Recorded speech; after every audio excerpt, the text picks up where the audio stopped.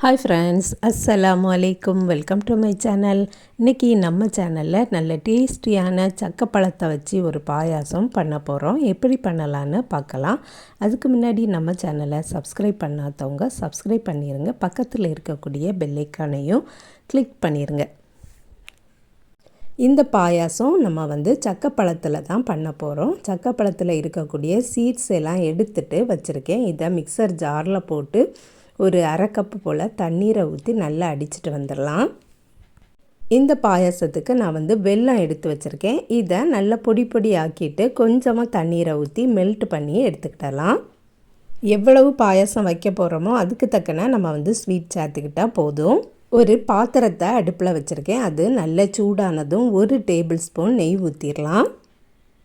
சக்கப்பழத்தில் கொஞ்சமாக தண்ணீரை ஊற்றி இந்த மாதிரி நான் அடித்து எடுத்திருக்கேன். இதை போட்டு நல்லா வதக்கிடலாம். நெய்லையே வதக்கும் போது நல்ல ஒரு ஃப்ளேவராட்டி இருக்கும். சாதாரணமாக வெல்லம் போட்டு பாயாசம் வச்சாலே நல்ல ஒரு டேஸ்டியாக இருக்கும். இந்த பலாப்பழம் போட்டு பாயாசம் பண்ணும்போது ரொம்பவுமே டேஸ்டியாக நல்ல ஒரு ஃப்ளேவராட்டி இருக்கும். சில பலாப்பழம் பார்த்திங்கன்னா நல்லா பழுத்து கிளுகிளுன்னு இருக்கும். இந்த பலாப்பழம் அப்படி இல்லை. அதனால் ஒரு 5 மினிட்ஸ் இல்லைன்னா 7 மினிட்ஸ் போல் நல்லா வதக்கணும். நல்லா வதங்கினதுக்கு அப்புறமா நான் ஒரு 1.5 கப்பு போல் தண்ணீரை கொதிக்க வச்சுருக்கேன். அதை சேர்த்துடலாம். இந்த வெந்நீரில் கடந்து நல்ல சாஃப்டாக குக் ஆகட்டும்.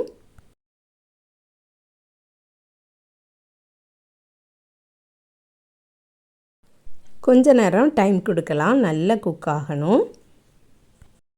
கொதிக்கும் போதே வீடெல்லாம் நல்ல கமகமன்னு வாசனையாட்டு இருக்கும்.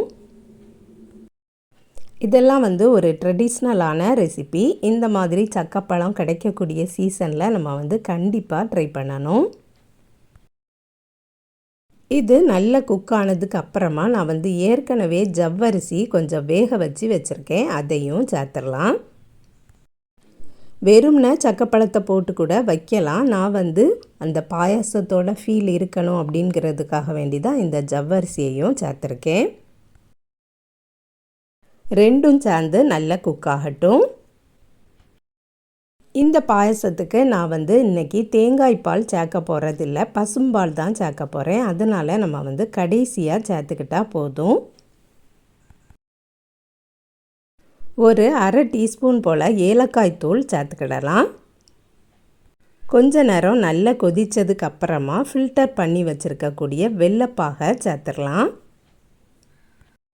வெல்லத்தை சேர்த்ததுக்கு அப்புறமா நல்லா மிக்ஸ் பண்ணி கொடுத்துட்டு ஒரு 5 நிமிஷம் போல் நல்லா கொதிக்க விட்டுறணும்.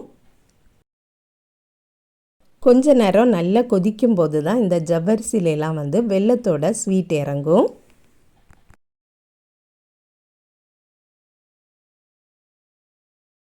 இதில் நான் ஒரு 1/4 டீஸ்பூன் போல் சுக்குத்தூளும் சேர்த்துருக்கேன். பொதுவாகவே இந்த மாதிரி ஸ்வீட்லெலாம் கொஞ்சம் சுக்குத்தூள் சேர்த்துக்கிட்டோம்னா நல்ல ஒரு ஃப்ளேவராகவும் இருக்கும். கேஸ் ட்ரபிள் அந்த மாதிரி பிரச்சனைகளும் வராது. இப்போ பார்த்திங்கன்னா எல்லாம் சேர்ந்து நல்ல மழன்னு கொதிக்க ஆரம்பிச்சிட்ருக்கு. இந்த பாயாசம் இப்போ பார்த்திங்கன்னா கொஞ்சம் லூஸாக தான் இருக்குது. இது கொஞ்சம் கூட திக்காட்டு மாறுறதுக்காக வேண்டி நான் 1 டீஸ்பூன் போல் அரிசி மாவு எடுத்து கொஞ்சமாக தண்ணீரில் மிக்ஸ் பண்ணி வச்சுருக்கேன். அதை சேர்த்துடலாம். அரிசி மாவை நிறைய சேர்த்துடக்கூடாது. நிறைய சேர்த்துட்டிங்கன்னா நல்ல திக்காட்டு மாறிடும். கொஞ்சமாக சேர்த்துக்கிட்டால் போதும். இப்போ பார்த்திங்கன்னா ஆல்மோஸ்ட் ரெடி ஆகிட்டு நெய்யில் தாளித்த கேசியும் கிஸ்மிஸ் பழத்தையும் சேர்த்துடலாம். அரிசி மாவு சேர்த்த பிறகும் ரொம்ப திக்காட்டு மாறலை. இதுவே போதும். இந்த கன்சிஸ்டன்சி கரெக்டாகிட்டு இருக்குது. ஒரு பிஞ்ச் உப்பும் சேர்த்துக்கிடலாம்.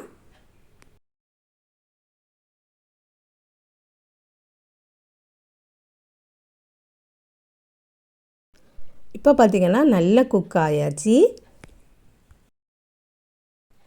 இப்போ பார்த்திங்கன்னா அந்த சக்கப்பழம் எல்லாம் அடித்தது குக் ஆகி அப்படியே மேலே தெரியுது. அடை பாயாசம் சாப்பிடும்போது எப்படி இருக்குமோ அதே மாதிரி தான் இதுவும் சாப்பிடும்போது இருக்கும். ஃபைனலாக பசும்பால் சேர்த்துக்கிடலாம். நான் வந்து 1.5 கப்பு போல் பால் சேர்த்துருக்கேன். நல்ல ஆடையோடி சேர்ந்தே இருக்குது. இப்படி சேர்க்கும்போது நல்ல ஒரு டேஸ்டியாட்டு இருக்கும்.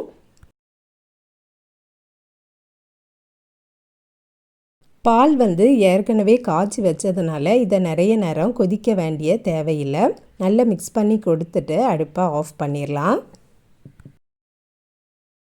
இந்த பாலாடையெல்லாம் சூட்லேயே நல்லா மெல்ட் ஆயிரும். இப்போ பார்த்திங்கன்னா நான் வந்து அடுப்பை ஆஃப் பண்ணிவிட்டேன். நல்ல டேஸ்டியான பலாப்பழம் பாயாசம் ரெடி ஆகிட்டு. நீங்களும் இதே மாதிரியே ட்ரை பண்ணி பாருங்கள் ஃப்ரெண்ட்ஸ். இந்த வீடியோ பிடிச்சிருந்தா லைக் பண்ணுங்கள், ஷேர் பண்ணுங்கள். நம்ம சேனலை இது வரைக்கும் சப்ஸ்கிரைப் பண்ணலைன்னா சப்ஸ்கிரைப் பண்ணிடுங்க. நெக்ஸ்ட் வீடியோவில் வேறு ஒரு ரெசிபியில் சந்திக்கிறேன். அஸ்ஸலாமு அலைக்கும்.